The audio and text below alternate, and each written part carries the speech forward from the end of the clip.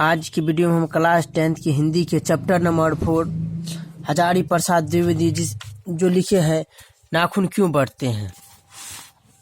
नाखून क्यों बढ़ते इसके लेखक कौन है? हजारी प्रसाद द्विवेदी। इसके बारे में बताएंगे, इसका जन्म कब हुआ था। इससे जितना ऑब्जेक्टिव बनता है क्वेश्चन उसका पूरा हम सोल्यूशन आपको करवाएंगे। देखिए, आचार्य हजारी प्रसाद द्विवेदी जी का जन्म कब हुआ था? 1907 ईस्वी में। कहाँ हुआ था? आरव दुबे की छपरा बल्ला उत्तर प्रदेश में हुआ था। इसमें ऑब्जेक्टिव क्वेश्चन इस प्रकार पूछ सकता है कि हजारी प्रसाद द्विवेदी का जन्म कब हुआ था? तो इसका जन्म होगा 1907 ईस्वी में। किस राज्य में हुआ था? उत्तर प्रदेश में। ये क्वेश्चन पूछ सकता है। देखिए, ये भी पूछ सकता है, इस प्रकार उनमें एक का आकार कबीर, तुलसी और रविंद्र एकाकार हो उठते हैं। देखिए, ये इसके प्रेरक व्यक्ति थे एक तरह से माने तो।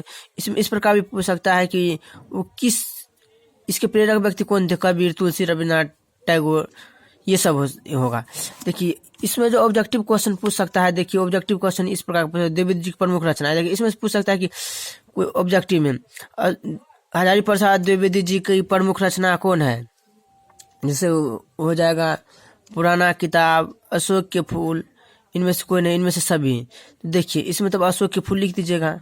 इस प्रकार ऑब्जेक्टिव पूछते हैं। देखिए, द्विवेदी जी की प्रमुख रचना है अशोक के फूल, कल्पता, विचार, मृतक, कुटज, विचार प्रवाह, आलोक एवं प्राचीन भारतीय कलात्मक विनोद, निबंध संग्रह, बाण भट्ट की आत्मकथा, चंद्रलेख, पूर्णवा, अनावास, पोथा, उपन्यास, सूरज साहित्य, कबीर, मध्यकालीन बोध का स्वरूपनाथ संप्रदाय, कालिदास की ललित्य योजना, हिंदी साहित्य का आदिकाल, हिंदी साहित्य की भूमिका, हिंदी साहित्य उद्भव और विकास, आलोचना साहित्योत्साह, संदेशारक, पृथ्वीराज। इस प्रकार इसमें देखिए जितना ठीक लगा हुआ है ये सब में से कुछ पूछ सकता है। देखिए, उसका निधन कब हुआ था? 1979 ईस्वी में दिल्ली में हुआ था। देखिए,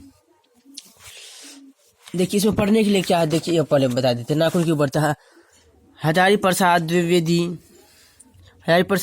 द्विवेदी ग्रंथावली से लिए गए प्रस्तुत निबंध में प्रख्यात लेखक और निबंधकार का मानवीय दृष्टिकोण प्रकट होता है। इस ललित निबंध में लेखक ने बार बार काटे जाने पर भी बढ़ जाने वाली नाखूनों के बहाने अत्यंत सहज शैली में सभ्यता और संस्कृति की विकास गाथा उद्घाटित कर दिखाई है। और नाखूनों का बढ़ना मनुष्य की आदिम पाशविक वृत्ति और संघर्ष चेतना का प्रमाण है। तो दूसरी ओर उन्हें बार बार काटते रहना, अलंकृत करने रहना मनुष्य के असौंदर्य बोध और संस्कृति चेतना को भी निरूपित करता है। लेखक नाखूनों के बहाने मनोरंजन शैली मानव सत्य का दीर्घदर्शन कराने का सफल प्रयत्न किया है। यह निबंध नई पीढ़ी सौंदर्य बोध, इतिहास, चेतना और सांस्कृतिक आत्मगौरव का भाव जगाता है। देखिए, इसमें नाखून के बारे में बताया गया है, इसमें मनुष्य के बारे में बताया गया है। जिस तरह नाखून बढ़ते हैं ठीक उसी प्रकार इसके बारे में बताया है। देखिए, इसका कहना है हजारी प्रसाद द्विवेदी का शरीर ने अपने भीतर एक ऐसा गुण पैदा कर लिया है कि विवृत्तियां अनायास ही और शरीर के अनजानों में भी है अपने आप काम करती है। नाखूनों का बढ़ना उसमें से एक है, केस का बढ़ना दूसरा, दांत का दोबारा उठना तीसरा है, पलकों का गिरना चौथा है। देखिए, इसमें पूछ सकता है ऑब्जेक्टिव में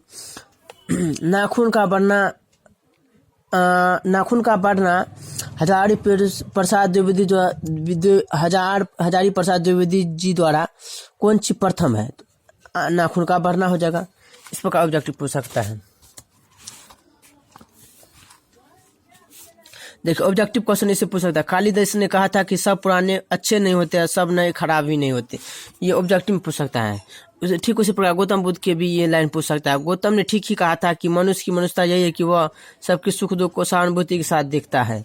उसके बाद देखिए, एक बूढ़ा था, उसने कहा था बाहर नहीं भीतर की ओर देखो, हिंसा को मन से दूर करो, मिथ्या को मिटाओ, क्रोध और द्वेष को दूर करो, लोग के लिए कष्ट सो, आराम की बात मत सोचो, प्रेम की बात सोचो। देखिए, ये भी पूछ सकता है, ये लाइन पूछ सकता है कि हिंसा को मन से दूर करो, ये किस पाठ से है? तो ये हो जाएगा नाखून क्यों बढ़ते हैं। देखिए, उसके बाद हो जाता है प्रश्न उत्तर। इसका प्रश्न उत्तर हम अगले वीडियो में करवाएंगे। तब तक के लिए आपको वीडियो अच्छा लगा तो हमारे चैनल को सब्सक्राइब करो और इसका ऑब्जेक्टिव भी लेकर के आएंगे।